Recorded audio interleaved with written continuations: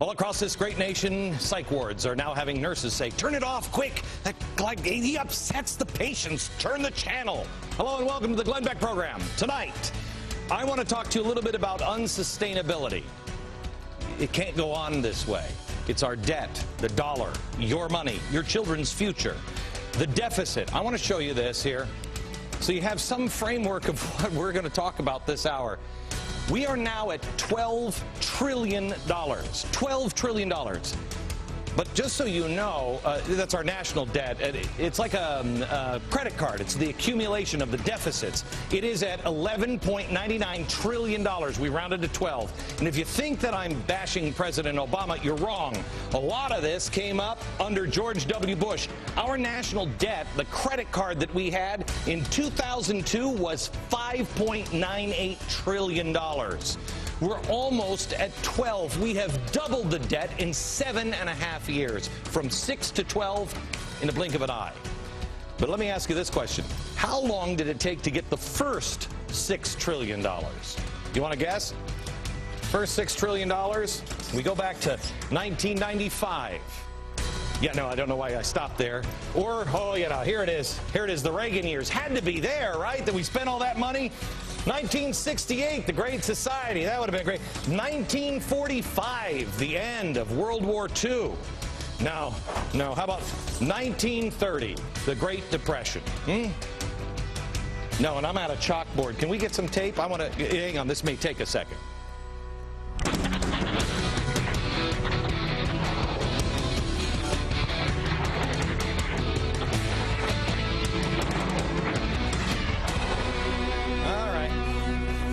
So we have taken a long time. Right now, the producers are like, "He's in the dark. Get some light on him." Really, I look better in the dark. Ask my wife. All right, so it's not here because this is about what I'd say. This is about 1865. You know, right around the end of the Civil War. Nope, that's not it. How about here? You know, maybe in the Thomas Jefferson years. No, not even in the Thomas Jefferson years. No, it's crazy. We've got to go all the way back. We're going to stop in I guess I can't even do this. We're going to stop in 1791. 1791 is where we have to stop. Now, that's not the founding of our country.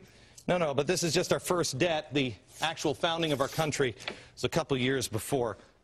1791. Follow this.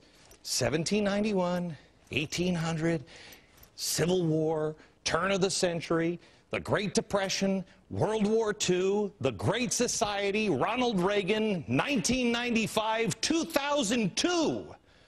And we still weren't at $6 trillion. Now, follow this with me. Watch this. This should blow your mind. Here we go. Where we estimated to be next year? $14 trillion. That's progress for you. These are credit cards. We're spending ourselves into oblivion. There is going to be nothing left. I want to show you a video, something that somebody sent to me last week. It's from CNBC. I don't know, this guy, I don't know anything about this guy that's being interviewed. We did some checking on him, and I'll give you his bio here in a second. He's not crazy. He may be wrong, but he's not crazy. He was on CNBC's Asia Squawk Box. I was dumbfounded by this interview because the host didn't say, "Oh, wait, what? I have never heard anyone on television say this before. Watch this." Oil looks higher, gold looks higher, currencies look weaker, all for the reasons that we talked about before. I mean, you've got huge wage disparities. I don't know how that inevitably resolves itself. It may resolve itself in some type of a global currency crisis. And then if the global currency crisis unfolds, then inevitably you get, I guess, an alignment under a global world government, a new global currency, and a new world order. So we may be moving towards that. Talk to us a little bit more about this currency crisis you see erupting. What does that assume about what's going to happen to the dollar? Well, it assumes that the dollar will utterly get destroyed and become virtually worthless. I can't take it. I can't take it. Well, talk to me a little bit more about this currency crisis. What does that do? Did I hear it wrong? Play just a little snippet again. What did he just say? If the global currency crisis unfolds, then inevitably you get, I guess, an alignment under a global world government, a new global currency, and a new world order. That's not good. The guest just said that the dollar would collapse and replaced with some sort of global currency. I mean, have you checked the front page of the Drudge Report today? China is saying, hey, America, you really might want to rethink that whole healthcare thing. It seems pretty expensive. That is our bank. That's like your bank calling up and saying, hey, by the way, I think you guys are spending too much money. That's a pretty big house. If this bank doesn't give us any more loan, or if we burn this bank, there's nobody left.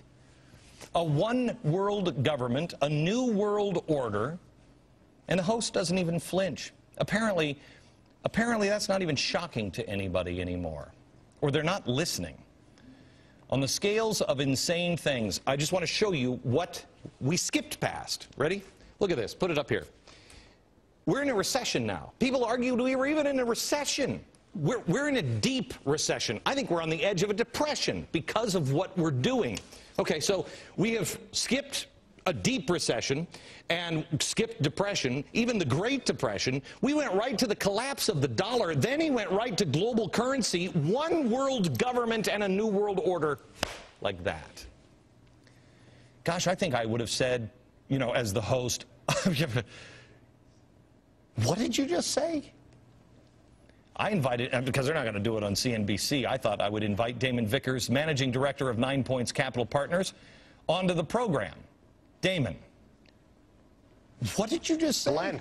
What did you say?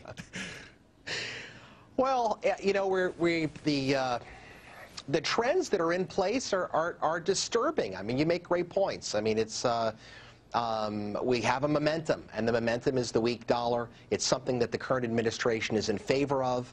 Printing money is also something that they're in favor, because nobody wants to face the consequences of not having to live indulgently. Okay. And not only Americans, but also the government as well. Okay, this is the, let's get this out of money talk, because this isn't CNBC.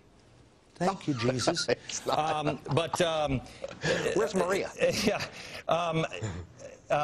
Let's bring this down to everybody's level of understanding. What is happening here is the government is blaming us and saying that we won't live within our means as a society, but they're just promising us this stuff and telling us, no. First, during the Bush years, they don't have to worry about the debt. Yes, you do.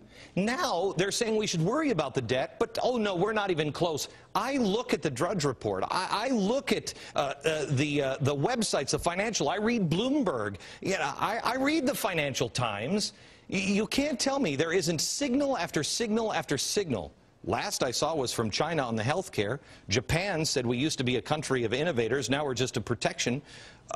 I mean, how come it's only you saying these things? Well, I'm not beholden to an investment banking firm that has the honored position of distributing government paper. So, and in terms that everybody can understand, when we look at the Goldman Sachs's and the JP Morgans that were the recipient of so much financial love, they distribute government paper. They distribute the debt to the planet. So, of course, we had to keep those interests